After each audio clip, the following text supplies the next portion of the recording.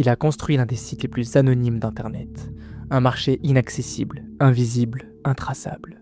Du moins, c'est ce qu'il pensait. Le 29 mai 2015, à New York, ce tribunal fédéral américain prononce un verdict inhabituel pour une affaire de trafic de stupéfiants. Ce jeune entrepreneur est condamné à non pas une, mais 2 peines à perpétuité, sans libération conditionnelle. Ils ont essayé de l'enterrer vivant pour le reste de sa vie, pour quelque chose qu'il a fait quand il avait 26 ans. Les chefs d'inculpation sont tous non-violents. Et c'est incroyable. Son nom ? Personne ne le connaissait. Sur Internet, il était quelqu'un d'autre. Un pseudo ? Un personnage, une identité créée de toutes pièces. Et pendant un temps, ça a marché. Le site s'appelait Silk Road, accessible uniquement via le réseau Tor.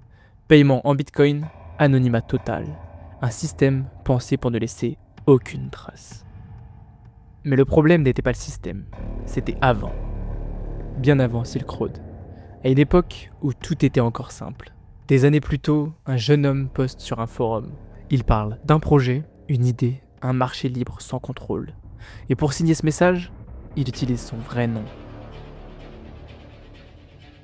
Plus tard, le même projet réapparaît. Mais cette fois-ci, sous un pseudo. Dread Pirate Roberts. 2 identités, une seule personne. Les enquêteurs n'ont pas hacké le site, ils ont fait quelque chose de beaucoup plus simple. Ils ont cherché. Les anciens messages, les pseudos, les liens invisibles, et petit à petit, le puzzle s'est assemblé.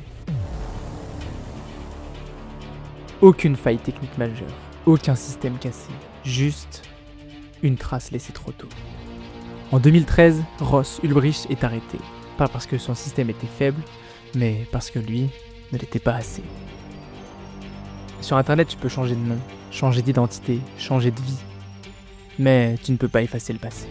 Parce qu'une seule trace suffit à tout relier.